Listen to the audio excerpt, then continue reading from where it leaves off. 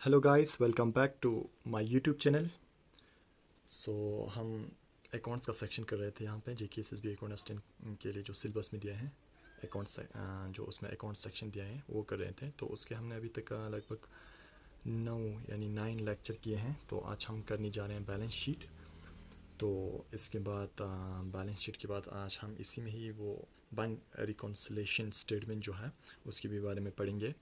तो चलिए शुरू करते हैं आज का टॉपिक। तो चलिए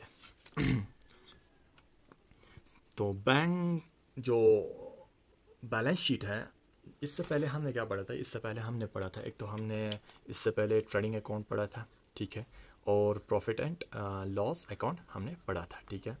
तो ये दोनों पढ़ा था। ये दोनों तो क्या था कि एक अकाउंट है, ये दोनों अकाउंट है। अब ये क्या है? अब ये अकाउंट नहीं है बैलेंस शीट। बैलेंस शीट इस एक्चुअली स्टेटमेंट हम कह सकते हैं। स्टेटमेंट की तरह होता है जहाँ पे हमें ये दिखाया जाता है कि कितना बैलेंस, मतलब कितना एसेट है, और मतलब पोजीशन बता देता है, ये स्टेटस क्या है बिजनेस का ये बता देता है। अदरवाइज़ आपने जो ट्रेडिंग और प्रॉफिट एंड लॉस अकाउंट में आपने क्या देखा था, वहाँ पे देखा था आपने कि परफॉर्मेंस कैसे कर रहा है, परफॉर्मेंस कैसे कर रहा है बिजनेस। तो कितना प्रॉफिट हो रहा है, कितना गेन हो रहा है, मतलब ये बिजनेस की परफॉर्मेंस को दिखा रहा था इन जो जो हमने पहले पढ़ा ट्रेडिंग और प्रॉफिट एंड लॉस अकाउंट में। तो बैलेंस शीट में क्या दिखाता है? तो बैलेंस शीट में एक्चुअली बैलेंस शीट में आपको जो पोजीशन होगा आपका बिजनेस का वो दिखाता है, ठीक है। तो चलिए शुरू करते हैं। तो बैलेंस शीट की बात करें तो ये कब बनता है? प्रिपेयर फॉर नहीं, ये तो हाँ, ये कब बनता है? ये हमारा इसके बाद बनता है, प्रॉफिट एंड लॉस अकाउंट के बाद ये बैलेंस शीट बनता है। तो ये कब, मतलब कौन से अकाउंट के लिए प्रिपेयर किया जाता है? आपको पहले ही बोला था मैंने, अकाउंट मेनली 3 तरीके के बोला था अकाउंट है। एक तो रियल है, रियल अकाउंट है, दूसरा आपका पर्सनल अकाउंट है, और तीसरा आपका कौन सा था जो मैंने बोला था आपको? प्रॉफिट एंड लॉस अकाउंट होता है जिसमें कि गेन या एक्सपेंस के बारे में बताया था। तो वो कौन सा था? थर्ड जो था वो हमारा नॉमिनल अकाउंट था, नॉमिनल अकाउंट बनते थे। तो इसमें से क्या बोलते हैं कि जो बैलेंस शीट है, ये बैलेंस शीट को प्रिपेयर फॉर किस लिए बनाते हैं कि एक तो रियल और पर्सनल जो है अकाउंट है, इसके लिए आप बैलेंस शीट बनाते हैं, ठीक है। तो आगे बढ़ते हैं। तो statement which set out the asset and liability of a firm और an institute as at certain date. ये आपके जो ये बैलेंस शीट है, ये क्या है कि एक स्टेटमेंट है जो आपका दिखाता है क्या जो आपकी एसेट है या लायबिलिटी है किसी भी फॉर्म का, आपका कोई भी बिजनेस हो, किसी पर्टिकुलर डेट पे, किसी पर्टिकुलर डेट पे ये आपका क्या बताता है, मतलब बैलेंस बताता है, एसेट और लायबिलिटी कितना है, मतलब आपका वो चीज़ बताता है किस में, हमारे जो बैलेंस शीट में। और ये क्या दिखाता है कि ये स्टेटस दिखाता है, आपका स्टेटस ऑफ बिजनेस दिखाता है किस में? बैलेंस शीट में। तो इसके कुछ फीचर्स है, जैसे कि ये किस मतलब फीचर्स है, प्रिपेयर एट पर्टिकुलर डेट पे आप बना सकते हैं इसको, ठीक है। बैलेंस शीट को आप किसी पर्टिकुलर डेट पे आप बना सकते हैं। तो ये क्या दिखाता है? आपका जो फाइनेंशियल पोजीशन होता है, पोजीशन, आपका पोजीशन क्या है फाइनेंशियल, वो दिखाता है। तो ये कब बनता है? आपका जो प्रॉफिट एंड लॉस अकाउंट बनता था, इस ट्रेडिंग अकाउंट के बाद प्रॉफिट एंड लॉस अकाउंट बनता था, उसके बाद ये आपका जाके बैलेंस शीट बनता है। तो इसके बाद इसमें क्या होता है? Total of asset side must be equal to total of liability. इसमें जो एसेट साइड होगा ना, जो आपका एसेट साइड होगा, और उस जिस अगर लायबिलिटी साइड है, आपका जो एसेट साइड और लायबिलिटी साइड दोनों क्या होगा? इक्वल होना चाहिए, ठीक है। ये दोनों इक्वल होना चाहिए। तो इसमें अरेंजमेंट कैसे होता है, ये ज़रा अरेंजमेंट देखते हैं। तो अरेंजमेंट कैसे होता है कि बैलेंस शीट में arrangement of asset and liability in a particular order in the balance sheet is called. अब जो आप अरेंजमेंट कैसे करते हैं उसके लिए ये आपको रूल दिए गए हैं। तो आप जिस अरेंज करते हैं वहाँ पे बैलेंस शीट में एसेट और लायबिलिटी को एक तरीके से पर्टिकुलर ऑर्डर में, तो उसको क्या बोलता है? मार्शलिंग बोलते हैं उसको, मार्शलिंग बोलते हैं उस जो अरेंजमेंट को क्या बोलते हैं? फिर मार्शलिंग बोलते हैं। ये आप याद रखिए, मार्शलिंग किसको बोलते हैं अगर पूछा जाए एग्जाम में, तो मार्शलिंग किसको बोलते हैं? कि arrangement of an asset and liability in a particular order in balance sheet is called, क्या बोलते हैं उसको? मार्शल बोलते हैं, ठीक है। अब इसमें क्या है कि आप बैलेंस शीट में अगर एक जनरल की बात करें, तो उसमें अगर बैलेंस शीट की बात करें तो इसमें क्या होता है कि जो एसेट होता है कन्वर्टेड कैश, जो एसेट वो जो कन्वर्ट कर सकते हैं कैश में, उसको कब दिखाया जाता है? सबसे पहले दिखाया जाता है एसेट जिसको डिफ़िकल्ट होता है कन्वर्ट करने में, कैश में कन्वर्ट करने में, उसको लास्ट में दिखाता है हम उस जो बैलेंस शीट में। तो लायबिलिटी की बात करें तो लायबिलिटी अगर शॉर्ट टर्म लायबिलिटी हो तो वो पहले दिखाएगा, आप शो फर्स्ट। लायबिलिटी अगर लॉन्ग टर्म लायबिलिटी हो तो वो लास्ट पे दिखाएगा। तो क्या हुआ, एसेट जो कन्वर्ट इजीली आप कन्वर्ट कर सकते हैं कैश में, वो कहाँ दिखाएंगे, सबसे पहले दिखाएगा। एसेट जो डिफिकल्ट हो कन्वर्ट करने में कैश में, तो वो आपको लास्ट में दिखाएंगे एसेट साइड में। अगर लायबिलिटी की बात करें तो अगर शॉर्ट टर्म लायबिलिटी है तो उसे पहले दिखाएंगे, अगर लॉन्ग टर्म लायबिलिटी है तो उसे बाद में दिखाएंगे, लास्ट में दिखाएंगे, ठीक है। तो यहाँ पे दो तरीके के होते हैं बैलेंस शीट के, अगर देखें तो एंट्रीज किस तरह होता है। एक तो liquid balance sheet in order of liquidity. इसमें आपका क्या होता है कि इसमें आपको बताया था कि मैंने यहाँ पे देखे जो पहले आपको रूल बताया, यहाँ पे एसेट जो कन्वर्ट है जो वो पहले दिखाया जाता है, जो आसानी से कन्वर्ट है, जो दो ज़्यादा मतलब डिफ़िकल्ट वो लास्ट में दिखाया जाता है, और जो लायबिलिटी वो फर्स्ट दिखाया जाता है। अगर वो जो शॉर्ट टर्म हो तो लास्ट में कौन सा दिखाया जाता है, तो जो लॉन्ग टर्म लायबिलिटी होता है वो होता है आपका किसके लिए, इन ऑर्डर टू लिक्विडिटी जो बैलेंस शीट होता है उसमें। तो इसमें आपको जैसे बताया कि आपको यहाँ पे लायबिलिटी होगा, उसके कॉस्ट होगा, और यहाँ पे आपका लायबिलिटी साइड होगा, यहाँ पे आपका एसेट साइड होगा। तो आप लायबिलिटी साइड में आपका जो लायबिलिटीज है उसको देख के आप इसमें पुट इन करेंगे। जो लायबिलिटी अगर आपका शॉर्ट टर्म लायबिलिटी होगा उससे पहले आप यहाँ लिखेंगे, एंट्री करेंगे। जो लॉन्ग टर्म लायबिलिटी होगा वो बाद में लिखा जाएगा, ठीक है। आपके जो शीट में आपको जैसे फॉर्मेशन देखिए, फॉर्मेशन कैसा है इसका फॉर्मेट। तो एक लिक्विडिटी जो या इस साइड है, यहाँ पे लिक्विडिटी है, और इस साइड जो है वो एसेट है। बाकी आपको रूल बताया कि एसेट के बारे में, अगर एसेट जो कैश में जल्दी कन्वर्ट हो जाए, मतलब आसानी से कन्वर्ट हो जाए, उसको कहाँ लिखना है, पहले लिखना है। और जो कैश जो जिसको कन्वर्ट करना मुश्किल हो उसको लास्ट में लिखना है, ठीक है।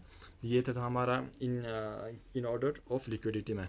तो उसके साथ इन ऑर्डर ऑफ परमानेंसी के जब in order of permanency balance sheet कैसे बनाते हैं, तो उसमें रूल है, जैसे वहाँ पे बोला था मैंने आपको, एसेट जो कन्वर्ट हो जल्दी केस में वो पहले दिखाया जाता है।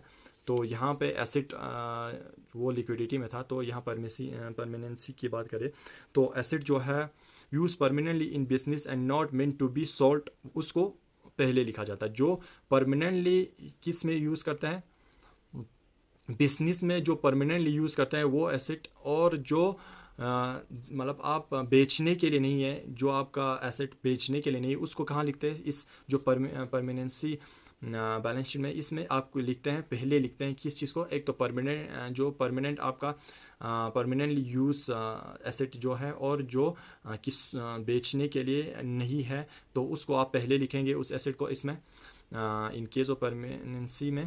तो परमानेंसी बैलेंस शीट में अब उस दूसरा की जो एसेट है वो convert into cash return last. जो एसेट आपका जो कैश में कन्वर्ट हो जाए उसको आप कहाँ लिखेंगे, लास्ट में लिखेंगे, ठीक है। तो लायबिलिटी की बात करें तो लायबिलिटी में क्या है कि जो लायबिलिटी कैपिटल होता है उसको पहले दिखाया जाता है, उसके बाद आपका जो लॉन्ग टर्म लायबिलिटी होता है उसको दिखाया जाता है, एंड लास्ट पे आपका जो शॉर्ट टर्म लायबिलिटी होता है उसको आप इस परमानेंसी जो बैलेंस शीट है इसमें ये लास्ट में जो शॉर्ट टर्म लायबिलिटी है उसको दिखाया जाता है। जैसे कि आपका इसमें भी ऐसे ही होगा, इस साइड लायबिलिटी होगा, इस साइड आपका एसेट होगा, इसमें जो कॉस्ट है आपका वो होगा। तो क्या करेंगे आप परमिसी में, सबसे पहले आप अगर लायबिलिटी की बात करें तो लायबिलिटी में आप सबसे पहले कैपिटल शो करेंगे, सबसे पहले आप कैपिटल शो करेंगे, लायबिलिटी कैपिटल शो करेंगे। उसके बाद आप जो लॉन्ग टर्म लायबिलिटी है उसको दिखाएंगे इस साइड में। इसके बाद जाके आप जो शॉर्ट टर्म लायबिलिटीज़ होगा वो आप यहाँ पे पुट इन करेंगे। इसके बाद जो एसेट साइड में जो फार्मेसी की बैलेंस शीट है उसमें एसेट साइड में आप अगर बात करें तो इसमें क्या है कि जो परमानेंट चीज़ें जो बिजनेस के लिए परमानेंटली यूज़ होता है और जो आप सेल के लिए नहीं रखे हैं तो उसको आप पहले लिखें, सबसे पहले आप वही लिखेंगे, ठीक है। तो उसके बाद जो भी एसेट कैश में कन्वर्ट हो जाए उसको आप लिखेंगे लास्ट में सबसे पहले। इसमें सबसे पहले किसको लिखेंगे, जो परमानेंट बिजनेस के लिए यूज़ के लिए होता है और जो सेल के लिए नहीं बना है तो उसको लिखेंगे। इसके बाद जो कन्वर्ट होता है कैश में उसको लिखेंगे, लास्ट में वही लिखेंगे, ठीक है। तो ये तो था हमारा बैलेंस शीट। तो इसमें कुछ इंपॉर्टेंट पॉइंट्स है जो आप याद रखेंगे, जो आपको एग्ज़ाम में बहुत ही हेल्पफुल रहेंगे। जैसे कि देखिए क्लोजिंग स्टॉक, जो क्लोजिंग स्टॉक होता है, जो हमने अब ये टेबल बनाया था वहाँ पे, तो वहाँ पे जो क्लोजिंग स्टॉक होता है वैल्यू, जो क्लोजिंग स्टॉक होता है वो किस वैल्यू पे होता है, वैल्यू एट कॉस्ट और market price which ever is lower. कौन सा भी कम होगा उस वैल्यू पे आपका क्लोजिंग स्टॉक होगा, आपका क्लोजिंग स्टॉक का वैल्यू उस पे होगा। जैसे कि अगर वैल्यू एट कॉस्ट या नहीं तो मार्केट प्राइस जो होगा उस टाइम पे, मगर इन दोनों में से जो कोई सा जो भी लोअर होगा वही उस जो क्लोजिंग स्टॉक का ये होगा कॉस्ट होगा, ठीक है। तो जो क्लोजिंग स्टॉक होता है वो ट्रेडिंग अकाउंट में कहाँ दिखाया जाता है, इसको दिखाया जाता है आप क्रेडिट साइड में दिखाए जाते हैं। ट्रेडिंग अकाउंट में आप क्लोजिंग स्टॉक को ट्रेडिंग अकाउंट में आप क्रेडिट साइड में दिखाते हैं और प्रॉफिट एंड लॉस अकाउंट में नहीं दिखाते हैं। और आप जाके जो बैलेंस शीट होता है उसमें कहाँ दिखाता है, ऑन एसेट साइड पे दिखाता है, ठीक है। क्लोजिंग स्टॉक आप एसेट साइड पे दिखाता है बैलेंस शीट में, ठीक है। तो इसके बाद दूसरा आता है expenses outstanding have been incurred but not yet paid. ये एक्सपेंस आउटस्टैंडिंग है, ये आपने अभी पे नहीं किया, अभी आपको पे करना है। तो ये आप कहाँ दिखता है, ट्रेडिंग अकाउंट में आप डेबिट साइड लिखते हैं कौन सा एक्सपेंस आउटस्टैंडिंग, और प्रॉफिट एंड लॉस में ये आप फिर से डेबिट साइड में दिखाते हैं, और बैलेंस शीट में आप जाके लायबिलिटी साइड में दिखाते हैं। ये लायबिलिटी रहता है आपके ऊपर, आपने पे नहीं किया, अभी पे करना है, तो ये आपको बैलेंस शीट में लायबिलिटी के साथ लायबिलिटी के साइड पे दिखाते हैं आप।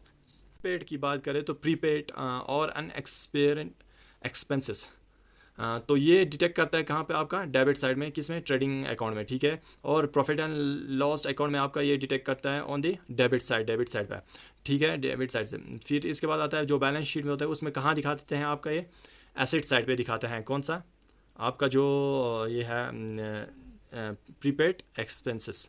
तो एक्यूरल इनकम या अर्न बट नॉट रिसीव्ड, ये एक्यूरल इनकम वो होता है जो आपने अर्न तो किया है मगर आपने अभी रिसीव नहीं किया है, तो ये आपका आता है प्रॉफिट एंड लॉस अकाउंट में, कहाँ पे ऐड करता है, ऐड टू क्रेडिट साइड, और ये शो करता है कहाँ पे, एसेट साइड पे, कहाँ पे, बैलेंस शीट में, ठीक है। तो income received in advance, advance में अगर कोई इनकम आप रिसीव करें, कोई आप काम करने वाले हो फ्यूचर में, तो उसके लिए आपने कोई इनकम एडवांस में रिसीव किया, तो वो डिटेक्ट करता है कहाँ पे, क्रेडिट साइड पे, balance profit and loss account में, और बैलेंस शीट में आपका दिखाता है लायबिलिटी साइड में, ठीक है। तो उसी तरह बहुत सारे हैं, जैसे डिप्रिसिएशन है वो आपका प्रॉफिट एंड लॉस अकाउंट में दिखाता है डेबिट साइड पे, तो एसेट साइड पे दिखाते हैं आपका बैलेंस शीट में।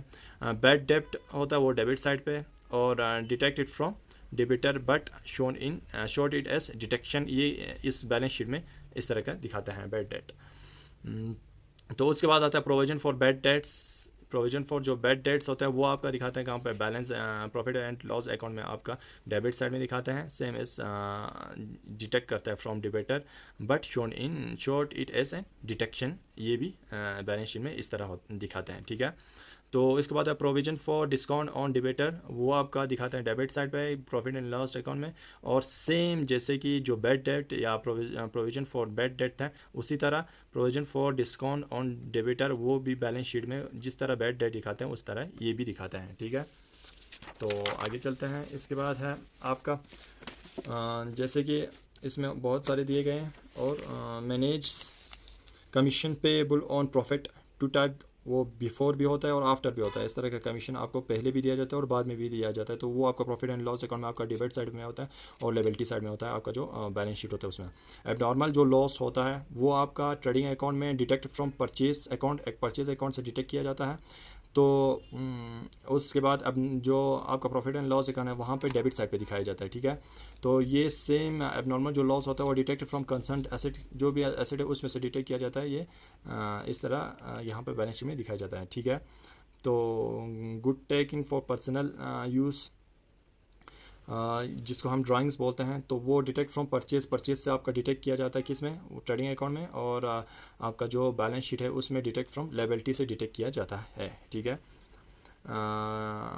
इसके बाद आता है goods distributing as free samples अब एडवर्टाइजमेंट या ऐसे दे दे, तो वो आपका जो ट्रेडिंग अकाउंट में डिटेक्ट फ्रॉम परचेज से डिटेक्ट किया जाता है, और जो प्रॉफिट एंड लॉस अकाउंट है वहाँ पे डेबिट साइड पे दिखाया जाता है, ठीक है। तो ये तो था हमारा बैलेंस शीट, और आप थोड़ा सा यहाँ पे बैंक रिकॉन्सिलेशन स्टेटमेंट है, तो इसको थोड़ा हम देखते हैं। तो बैंक रिकॉन्सिलेशन स्टेटमेंट क्या होता है कि ये आपका लास्ट में बनाया जाता है। आप क्या करते हैं इसमें कि प्रिपेयर करते हैं टू रिकॉन्सिल, किस चीज़ को देखने के लिए, दोबारा से देखने के लिए। एक तो डिफरेंस क्या है, जो bank balance shown by cash book and passbook, bank passbook और जो बैंक के कैश बुक है उसके जो डिफरेंस को देखने के लिए होता है। कभी कभी बाय मिस्टेक हो जाता है, कभी आगे पीछे हो जाता है, तो उस चीज़ को देखने के लिए आप क्या बनाते हैं, बैंक रिकन्सिलेशन स्टेटमेंट बनाते हैं। तो इसमें difference between bank statement and bank column of cash book is known as reconciliation statement.